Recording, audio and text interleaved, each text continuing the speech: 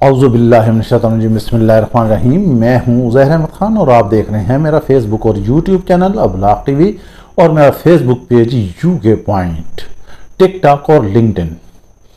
آج اتوار کا دن، یوں تو اس وقت رات کا 1:15 ہونے جا رہا ہے، یعنی یہ اگلا ورکنگ ڈے جو منڈے جو ہے وہ شروع ہو چکا ہے۔ ان 2 چھٹیوں میں جو پچھلے ہفتے اور اتوار کی گزری ہیں، خاص کر اتوار کی چھٹی، اس دن میں حکومت نے بڑی کوشش کی کہ جمہوریت پر شب خون مارے اور سارا دن اس وقت اتوار کا روز جو ہے وہ پورے ملک میں ایک ہیجانی کیفیت سے رہا۔ ہم بھی ان تمام حالات کے چشمدید گواہ رہے، ہم بھی وہاں گئے، ہم نے بھی دیکھے، ہم نے بھی حالات دیکھے۔ ہم تھوڑا سا آپ کو اس کا چند دنوں میں بیک گراؤنڈ بتاتے ہیں۔ حکومت نے غالباً اس میں کوئی 20 کے قریب شقیں ہیں جو آئینی ترمیم یہ لے کر آ رہی ہے۔ اس میں 1-2 ایسی اہم ترامیم ہیں جن کے بارے میں ہم یہاں ذکر کریں گے، باقی تو خیر لمبا چوڑا کام ہے۔ ایک تو یہ ہے کہ حکومت یہاں پر بھی آ کر چوز اینڈ پک کا نظام لانا چاہتی ہے کہ جب بھی چیف جسٹس کا انتخاب ہو تو 4 سینئر ترین ججز کے جو ہیں نام اٹھائے جائیں اور پھر ان میں سے حکومت کی ڈسکریشن ہو، اس کا اختیار ہے کہ وہ جہاں سے جس کو مرضی وہ چیف جسٹس بنا لے۔ یہی کچھ جو ہے آرمی چیف کا بھی ایسا ہی انتخاب کا سلسلہ ہوتا ہے، اور پھر یہاں پر جو ہے کچھ توسیع ہونی ہے آرمی چیف کی مدت ملازمت پہ بھی۔ یہ 2 ایسے اہم نکات ہیں جو یہاں پر قابل بحث ہیں۔ اب بات یہ ہے کہ حکومت یہاں پر بھی چیف جسٹس کی تعیناتی میں بھی ایک وہ گندگی جو ہے وہ پھیلانا اور کرنا چاہتی ہے، اس لیے وہ ترمیم لے آئی ہے اور رات گئے تک جو ہے قومی اسمبلی اور سینٹ کے اجلاس جاری رہے، لیکن وہ اجلاس جو ہے کارگر ثابت نہ ہو سکے۔ ہم دور نہیں جاتے، آپ دیکھ رہے ہیں ہمارا پڑوسی ملک ہے جو ہمارا روایتی دشمن ہے بھارت، وہاں پر آپ دیکھ رہے ہیں کہ کبھی ان تعیناتیوں کا کبھی شور مچا، کچھ ہوا، کچھ بھی نہیں پتہ چلتا۔ روٹین سے ہونا چاہیے، روٹین سے ہو جاتا ہے، کسی کو پتہ ہی نہیں چلتا۔ لیکن ہمارا ایک ملک ہے، یہاں ڈھنڈورا پھرتا ہے، دنیا بھر میں تماشا لگتا ہے، ایوان بلائے جاتے ہیں، راتوں کو اجلاس بلائے جاتے ہیں، اپنے مفادات کے تحت چیزوں کو جو ہے انہیں موڈیفائی کیا جاتا ہے اور پھر انہیں منظور کرایا جاتا ہے تاکہ شہنشاہیت قائم رہے۔ ہمارا یہاں ایک سوال ہے اور وہ سوال بالکل جینور ہے، اور سوال یقینی طور پر وہ پیدا ہوتا ہے کہ ہر ذی شعور کے ذہن میں یہ بات آئے گی، کیا کبھی ان حکمرانوں نے قومی اسمبلی یا سینٹ کے ایسے ایمرجنسی اجلاس بلائے کہ عوام کے ملک میں بے تحاشا مہنگائی ہے، ملک میں لا قانونیت ہے، ملک میں امن و امان کا مسئلہ ہے، پارلیمنٹ کا جو ہے وہ بالکل وقار تباہ ہو چکا ہے، انصاف جو ہے وہ اس کا فقدان ہے، عوام کو مل نہیں رہا، ملک میں بے روزگاری ہے، نوجوان رل رہا ہے، نظام تعلیم جو ہے وہ تباہ ہو چکا ہے، صحت کہیں مفقود ہے، ادویات جو ہیں وہ لے کر 300 سے 500% تک مہنگی ہو چکی ہیں، دال چاول چینی سبزی عوام کے لیے کھانا مشکل ہے، بے روزگاری عام ہے، نوجوان ڈگریاں لے کر پھر رہے ہیں، محکمے بند ہو رہے ہیں، صنعتیں بند ہو رہی ہیں، ملکی ترقی بند ہو رہی ہے، بیرون دنیا میں ہماری ذلالت ہو رہی ہے۔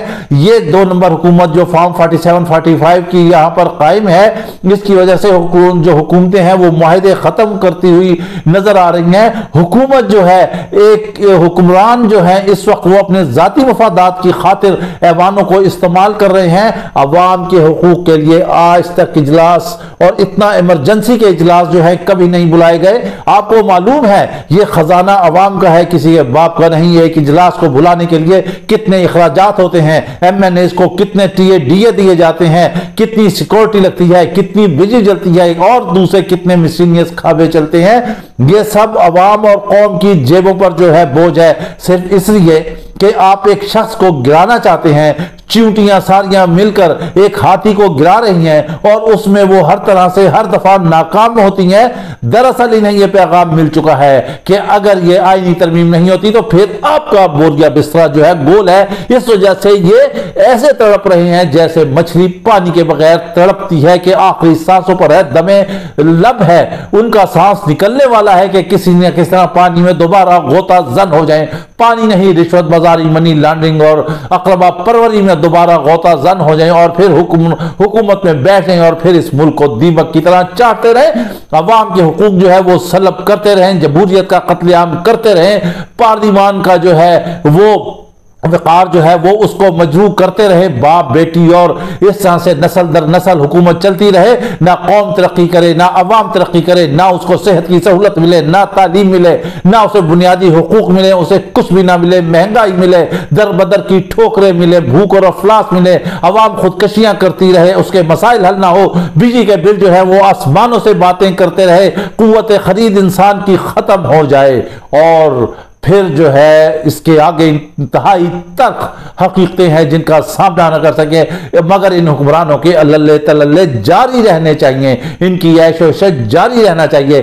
اسی کو جاری رکھنے کے لیے جو آئینی ترمیم لے کر آ رہے ہیں، اسی شقوں کی وجہ سے، ان کے تبدیلی کرنے کی وجہ سے اختیارات جو ہے اپنے ہاتھ میں رکھنا چاہتے ہیں۔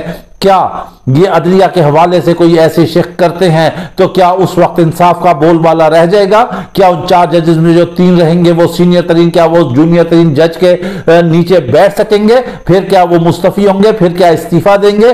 پھر کیا حکومت ان کے لیے پلان کرتی ہے؟ جو اگلے ان کے 2-4 سال نوکری کے رہتے ہیں، 1 سال 6 مہینے، کیا انہیں انسینٹیو دے کے گھر بھیج دیا جائے گا؟ ایسا ممکن نہیں ہے۔ ملک جو ہے تباہ ہو جائے گا، انصاف کا نظام تباہ ہو جائے گا، کوئی عدالتوں پر اعتماد نہیں کرے گا، وہ جو اس کو جج آپ بنائیں گے وہ بھی بلیک میل ہوتا رہے گا کیونکہ آپ کی ڈسکریشن ہوگی، آپ کے ثوابدیدی اختیارات ہوں گے۔ اب اس وقت مسئلہ کیا ہے؟ رات گئے مولانا فضل الرحمان جو اس ساری محفل کے دولہا بنے ہوئے ہیں، کبھی اپوزیشن ان سے ملتی ہے، کبھی حکومت کا وفد جا کے ملتا ہے، وہ نکلتا ہے، پھر حکومت کا وفد آ جاتا ہے، پھر اپوزیشن کا وفد آ جاتا ہے، حکومت یقین دہانی کراتی ہے، وہ کہتی ہے کہ ہمارے فضل الرحمان سے معاملات طے ہو گئے ہیں، ان کے تحفظات کو ہم نے دور کر دیا ہے، لیکن ساتھ ہی مولانا عبدالغفور حیدری کہتے ہیں، وہ تردید کرتے ہیں، وہ کہتے ہیں کہ حکومت کا دعویٰ جو ہے غلط ہے، ہمارے تحفظات وہیں پر موجود ہیں، ہمیں بل کی اس طرح سے بریفنگ نہیں دی گئی ہے، ہمیں نہیں معلوم کیا شقیں ہیں، ہم نے کہا انہیں ہمیں بل دیں تاکہ ہم اپنی کونسل میں اپنے جو ہماری پارٹی کے رہنما ہیں ہم ان سے ڈسکس کر سکیں، ہمارے تحفظات وہاں پر موجود ہے۔ جبکہ حکومت کہتی ہے، وزیر داخلہ بھی جاتے ہیں اور وزراء بھی جاتے ہیں، سارے جاتے ہیں، وہ کہتے ہیں ہم نے مولانا صاحب کے تحفظات دور کر دیے ہیں۔ مولانا صاحب ایک بات پر اڑے ہوئے ہیں، وہ کہتے ہیں کہ ججز کی مدت ملازمت جو انہوں نے عمر بڑھانی ہے اس پر وہ کسی طور پر بھی راضی نہیں ہوں گے۔ انہیں رات گئے، انہوں نے کمیٹی کے اجلاس سے پہلے پھر ایک دفعہ بیان داغ دیا۔ جب صحافی نے ان سے کہا کہ مولانا صاحب آپ کس کے ساتھ ہیں تو انہوں نے کہا کہ ہم آپ کے ساتھ ہیں۔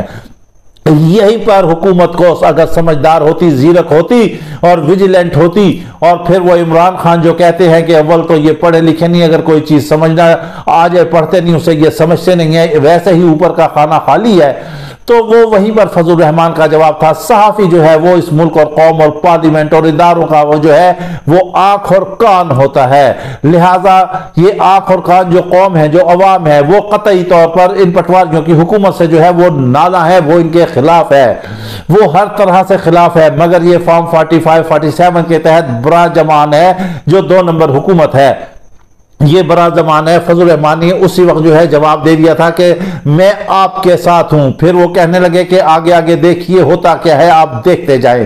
رات گئی، یہاں پر ایک اور خبر آئی کہ میاں نواز شریف اور موجودہ وزیر اعظم شہباز شریف جو ہیں وہ مولانا فضل الرحمان سے ملاقات کریں گے، اور نواز شریف جو ہیں وہ لاہور سے اسلام آباد تشریف لا چکے ہیں۔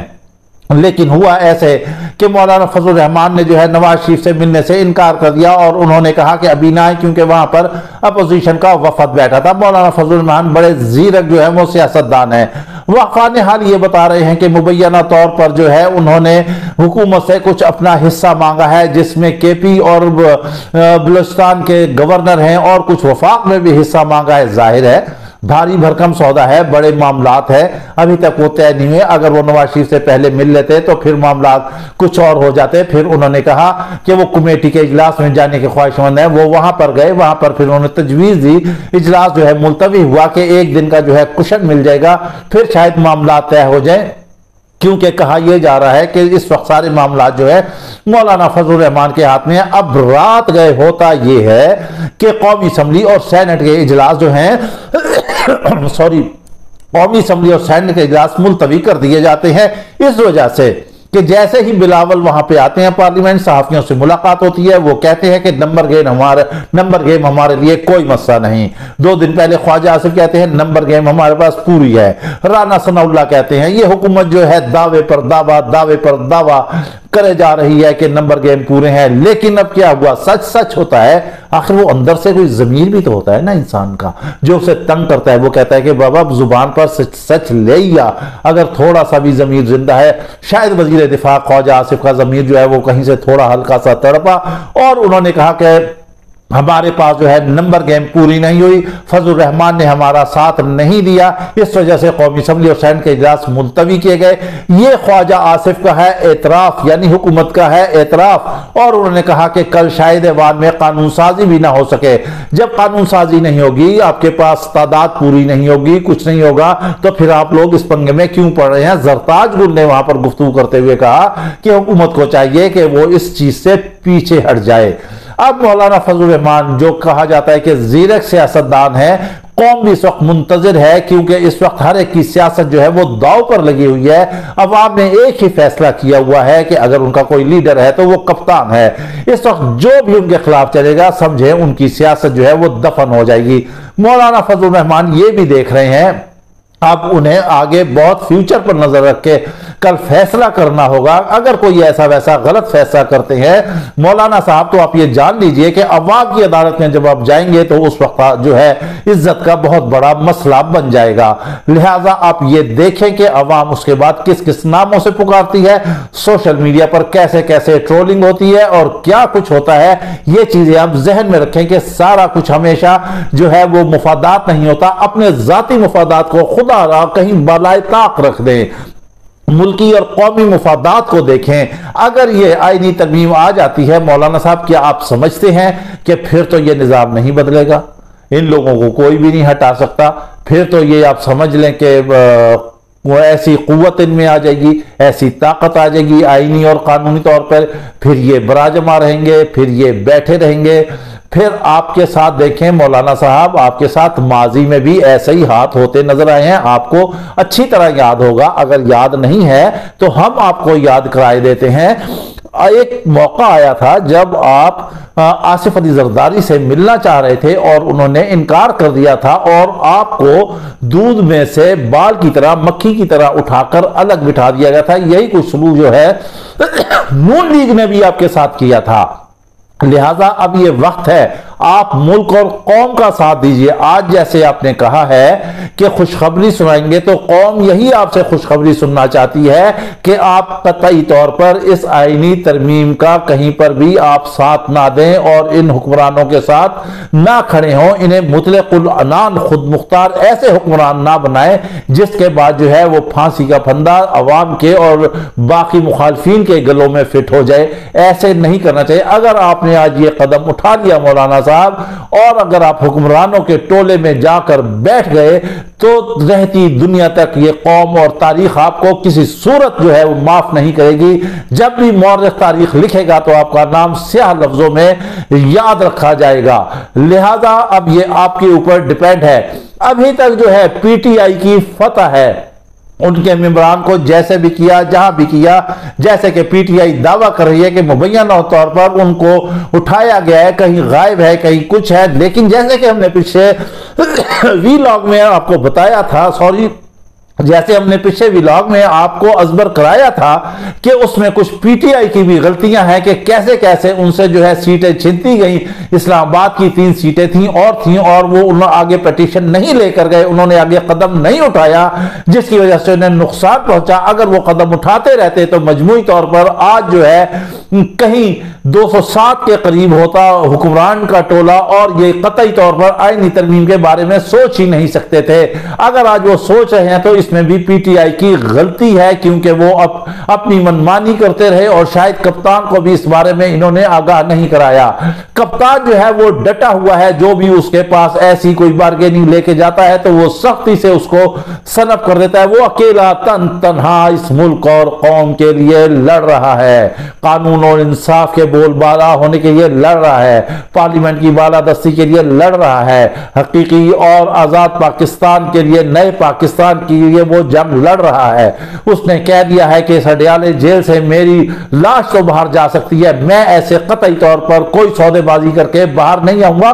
آپ لوگ تو باہر ہیں، اتنی تعداد ہے، اتنا سارا کچھ ہے، آپ کا کپتان جب اتنا بہادر ہے، تن تنہا لڑ رہا ہے، تو آپ کو کیا تکلیف ہے؟ آپ کیوں نہیں لڑ سکتے؟ آپ کیوں نہیں آواز اٹھا سکتے؟ آپ کی جماعت میں اتنے وکلا ہیں، اتنے قانون دان ہیں، اتنے سارے کچھ ہے، تو آپ کیوں نہیں آواز اٹھا سکتے؟ آپ پراپر قانون اور آئین کے تحت کیوں نہیں چل سکتے؟ بہرحال آج منڈے کا، اگلا منڈے کا دن جو ہے اس وقت سوموار کا شروع ہو چکا ہے، پھر جو ہے اجلاس، قومی اسمبلی اجلاس اور سینٹ کے اجلاس بلا لیے گئے ہیں۔ آپ کو پتا ہے جو پارلیمنٹ کی خصوصی کمیٹی ہے اس نے بھی تاریخ رقم کی ہے کہ ایک دن میں 4 اجلاس ہوئے ہیں، شاید کل 8 اجلاس ہو جائیں، خورشید شاہ ان کی بھی صدارت کریں گے۔ لہذا آپ قانون سازی کریں ملک آپ قانون سازی کریں ملک اور قوم کے مفاد کی خاطر۔ آپ باقاعدہ طور پہ قانون بنائیں کہ عوام میں پڑھے لکھے گریجویٹ آئے، آپ وزیر اعظم کے لیے کوئی عمر کی حدود و قیود بنائیں، آپ جو بھی اہم ادارے ہیں ان کا انتخاب جو ہے آپ قانون بنائیں کہ وہ سینیارٹی بیسس پہ آئیں، چاہے کوئی 5 سیکنڈ کا سینئر ہو وہی سربراہ بنے اور اگلے 5 سیکنڈ کے بعد وہ ریٹائر ہو جائے اور وہ ختم ہو جائے، پھر اگلا جو ہے وہ آ جائے۔ یہاں پر ایسے نہیں ہو سکتا ہے، ایسے کرنا پڑے گا، ایسے کریں گے تو ہی یہ ملک چلے گا۔ یہاں اب سودے بازی کی سیاست ختم ہوگی، ختم ہونا چاہیے۔ سپریم کورٹ نے داغ بیل ڈال دی ہے فیصلہ دے کے مخصوص نشستوں کے حوالے سے۔ اب یہ سیاست دانوں کا فرض ہے کہ اس کو وہ کہاں تک آگے تک لے کر چلتے ہیں اور اس پہ امپلیمنٹیشن کراتے ہیں۔ اگر آئینی ترمیم ہو بھی جاتی ہے اور پھر اس کے معاملات آگے پیچھے چلتے بھی ہیں تو سپریم کورٹ سے بہت بڑی حکومت کو شکست ہوگی۔ یہ جو رات گئے حکومت کے ساتھ اتنا بڑا ہاتھ ہو گیا ہے، یہ سمجھ لیں کہ یہ نوشتہ دیوار پڑھ لے کہ آگے ان کے جو ہے نصیب میں ناکامی ہی لکھی ہوئی ہے۔ اس کے ساتھ ہی آپ ہمیں اجازت دیجیے، اپنا خیال رکھے گا۔ ویلاگ پسند آئے تو لازمی لائک اور شیئر کیجیے گا۔ اللہ حافظ۔